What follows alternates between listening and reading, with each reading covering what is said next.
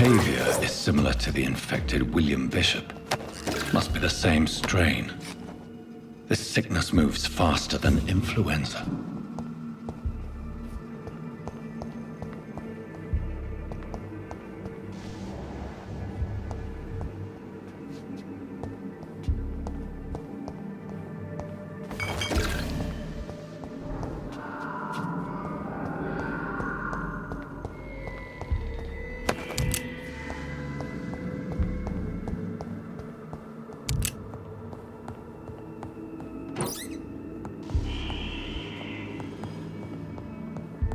This key will surely grant me access to the basement.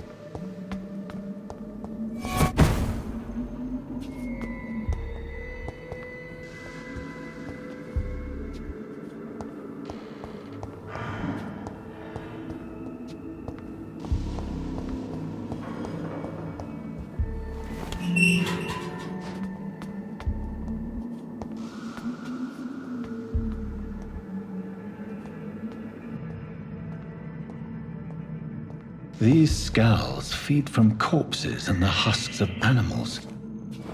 They're not after blood.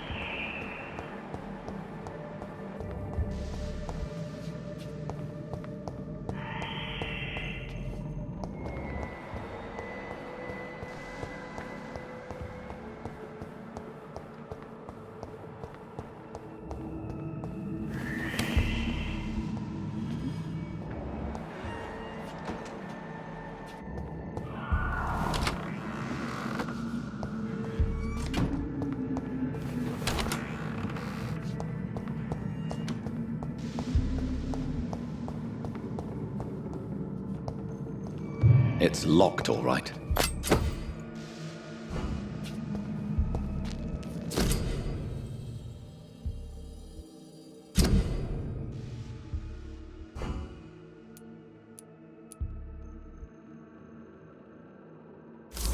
Mr. Connor's injuries don't match the report. I'd better look into this.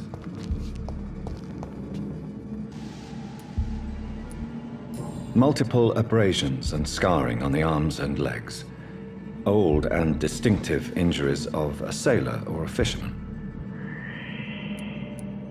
Traces of a pinkish foam at the corner of the lips. Some sort of drug overdose, perhaps? The chest was originally opened to perform the operation. The sutures are clean, but the chest has been reopened.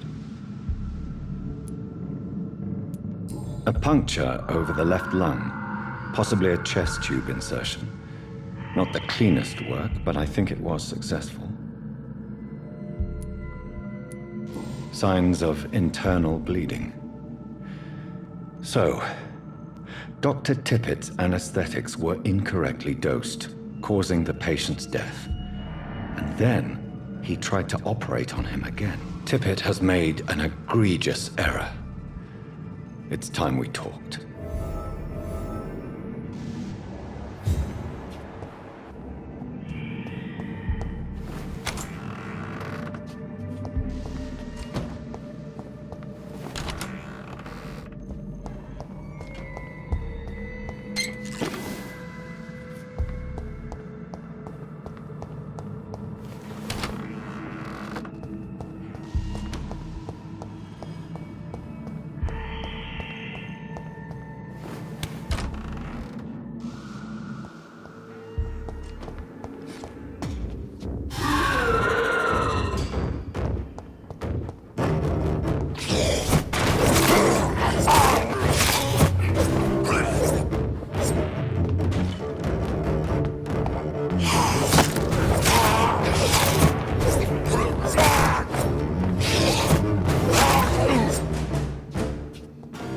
Scowls can be so ferocious.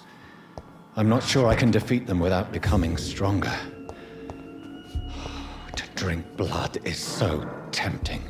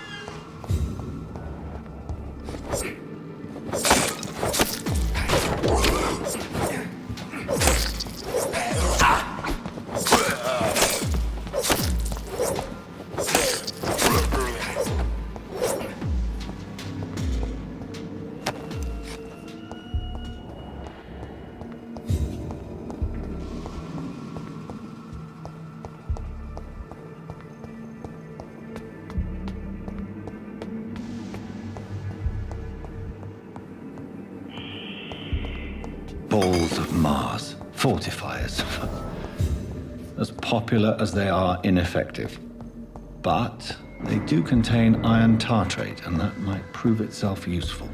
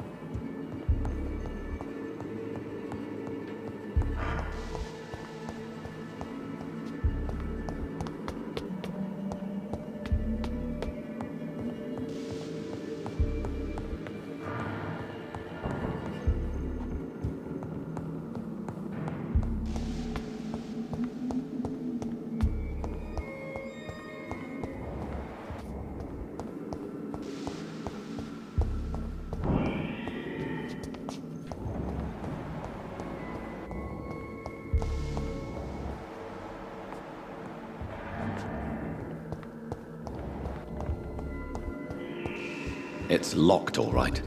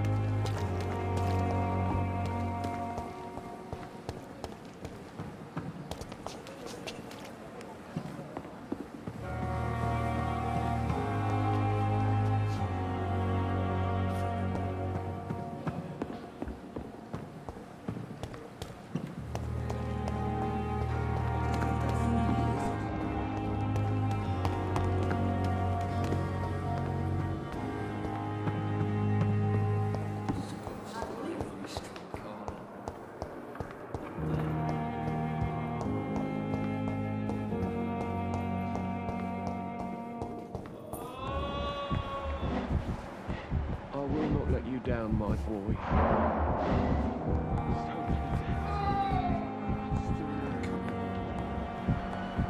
sure we're making a difference.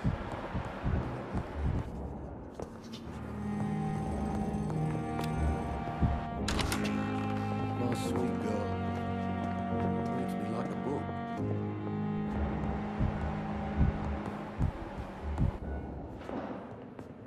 Good evening. Finally, you've returned, Doctor. Did you find anything of value? Yes, nurse. You've worked your first miracle, Doctor. Now, this patient here needs immediate treatment. Duty calls. When the storm has passed, I'll show you how to mix the remedy yourself with the same basic ingredients. Many thanks, Doctor. When you've finished, you ought to report to Dr. Swansea in his office. He's been looking for you. Seemed pressing.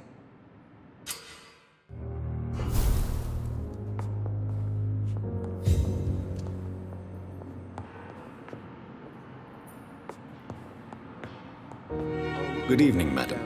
Can I help you? It's my son who needs you, sir. I'm Dr. Jonathan Reed. How can I help your son? I'm Beatrice Goswick, mother of Mortimer Goswick. Could you check on him, please, Dr. Reed? I've heard much of your talents as a physician.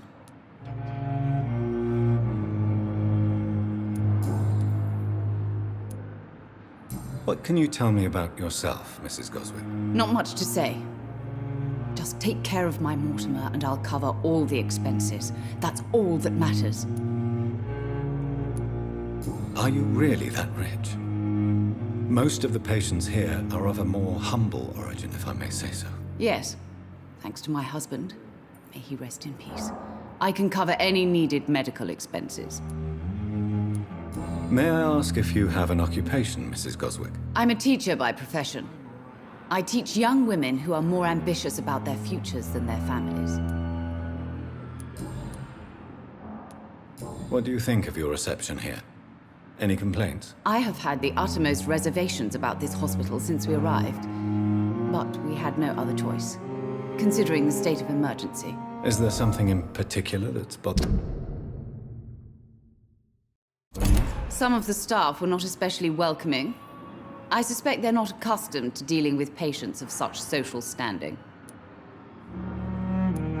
Tell me more about your arrival at the Pembroke Hospital. What gave you such a bad first impression? The ambulance driver was quite rude, for a start. And that nurse, Miss Hawkins, seems to have quite a dubious attitude. What do you mean? She managed to secure a bed for my son despite the epidemic. It was a relief, but it wasn't cheap. She charged you for a bed? Yes, and I paid without question, considering the urgency of the situation. I share your concern, Mrs. Goswick. Be sure that I'll talk to the people involved. I don't expect compensation, Dr. Reed. But I'm aware such behavior would not be tolerated in other hospitals.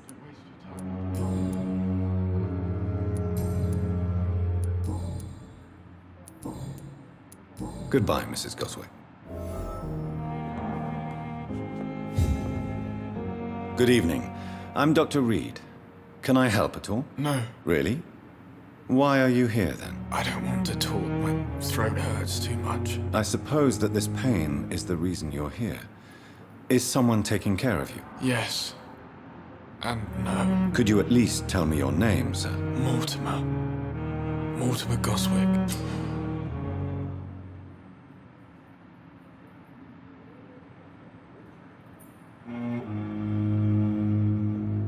Do you need any help? I'm afraid I may, sir. I don't mean to be a burden. I will see you later. How painful is your throat, Mr. Goswick? So painful I'd rather not talk at all, Doctor. I'm sure you realize a doctor and his patient have to communicate, sir. Would it help if I gave you some paper and a pen? Not really. I see.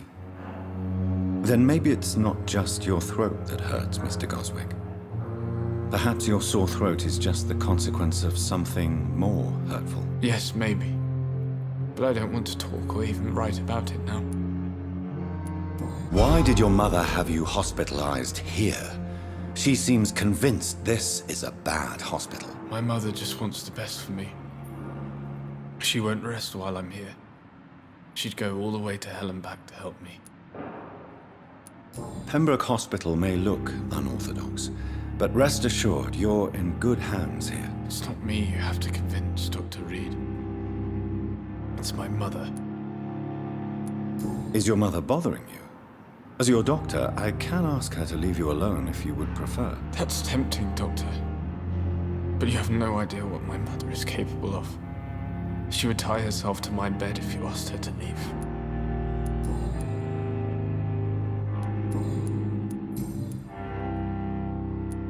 Tell me about yourself, Mr. Goswick. I don't want to talk, Doctor.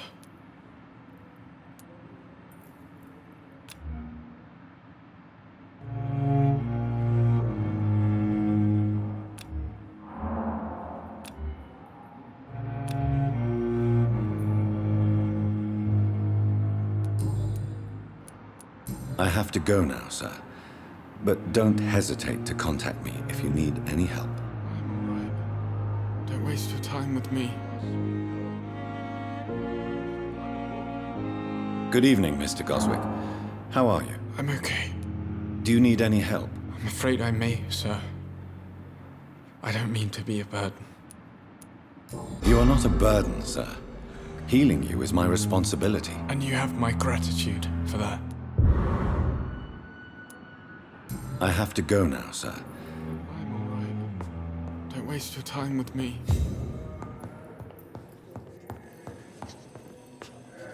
Dr. Reed, may I help you?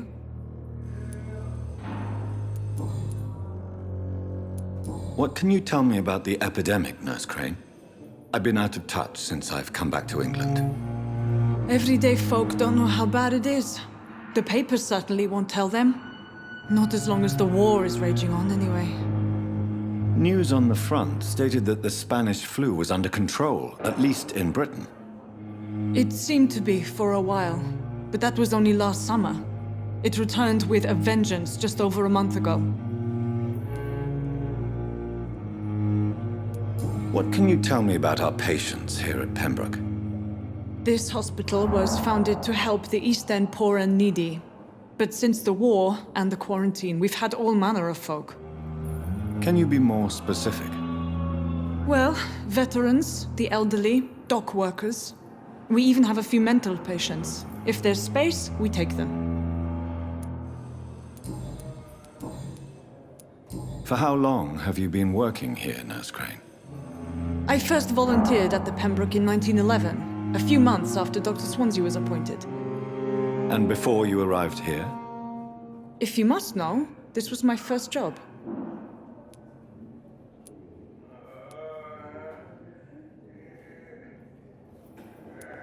Well, Dr. Swansea certainly has confidence in your abilities. Are you in charge of the nursing staff? Not in an official capacity, but the Pembroke doesn't always work above board, so to speak.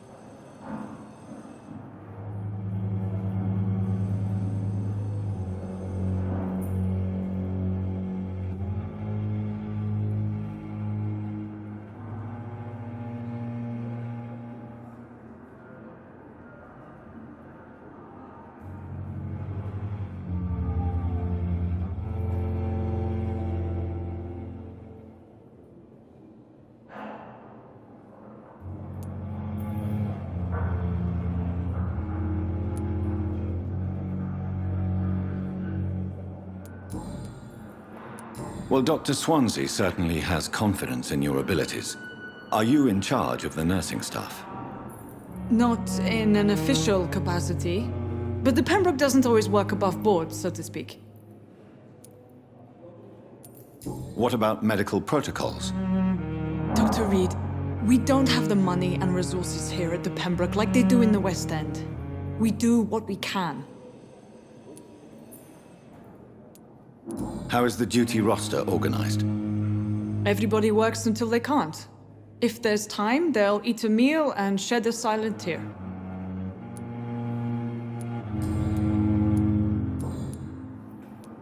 I'll see you later, Nurse Crane.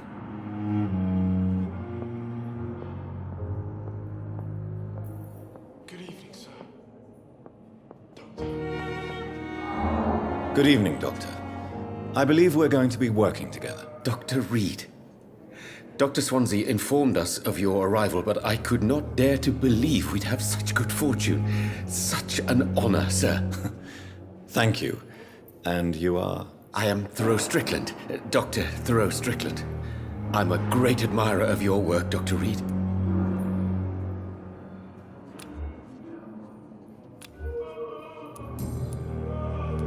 Please, could you tell me something about yourself? I'm a great admirer of your work concerning blood transfusion, Dr. Reed. I run my own experiments. I'm convinced it's the future. What made you choose to be a doctor? I'm not ashamed to admit you and your work have inspired me. I am honored to have the opportunity to work by your side. It's always a pleasure to share scientific and medical knowledge with someone eager to learn. I'll be glad to help you if I can. This epidemic may be the century's most terrible disaster, but I'm convinced that we, as doctors, are the only ones able to defeat it. I based my technique on my mentor's research. He helped me perfect my method. What is yours? I'd rather not talk about it. For now, it's just theories and first approach. My process is purely experimental and unsuccessful. As long as you're cautious and methodical, you may remain empty-handed, but you won't fail. You're not the first one to warn me, but I am convinced knowledge is the main weapon against the ravages of this epidemic. What can you tell me about the Pembroke? Well, it has always been an honor to work with Dr. Swansea. But with your arrival, I can't think of a better opportunity to learn about blood transfusion. You seem quite optimistic. It's a rare and precious attitude in these difficult times. I'm convinced that this epidemic is a test of endurance and dedication for us men of science. Questions remain about our capacity to resolve the situation. True. Last summer, during the first wave of the epidemic, I used to joke with Milton about the extra work. We're not smiling now. Do you need help with anything in particular? Well, yes, maybe. I'm waiting for a batch of products I ordered for my personal research, yet my supplier seems to have vanished. Do you want me to play the errand boy for you? Oh no, Dr. Reed. But if you went personally to his shop, what with your reputation and all, he wouldn't dare to refuse the products I need. I see. Well, give me the address, for I may pass by if I have time.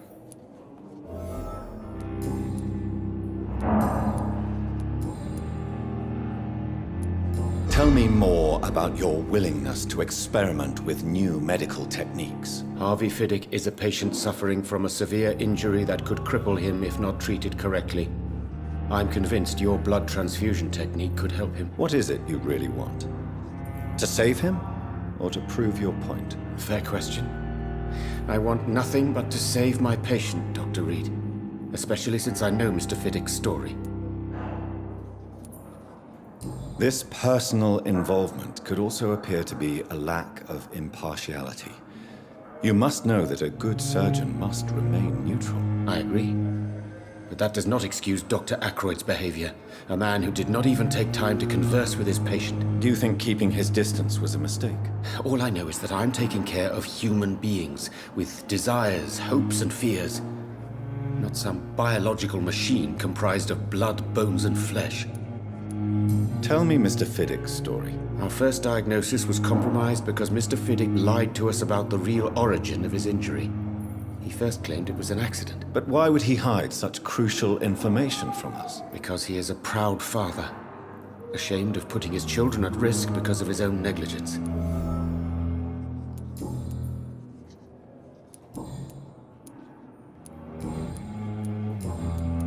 Goodbye, Dr. Strickland.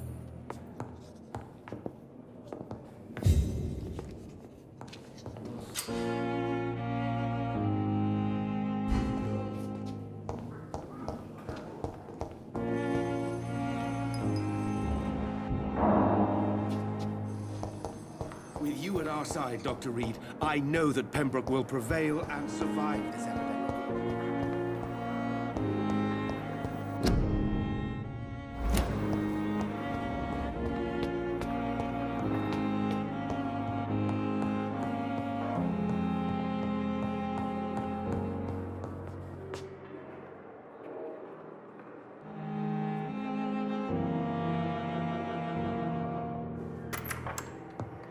Please, Jonathan, come in.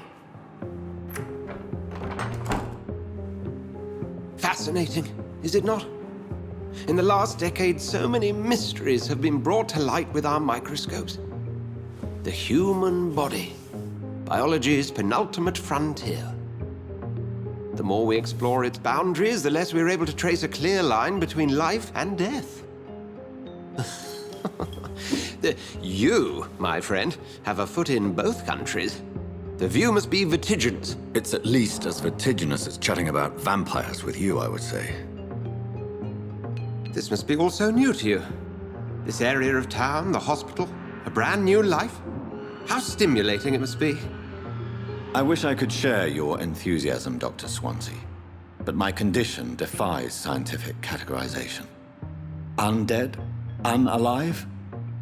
Immortality defies logic. I cannot express my thrill at this serendipitous turn of events. The world's most eminent specialist in blood transfusions, a vampire. One might say a gift from heaven.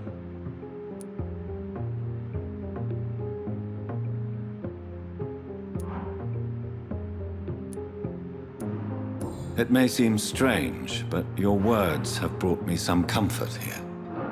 Forgive me. I've been an admirer of your work for a long time, and now you are so much more than a brilliant physician. And please, call me Edgar.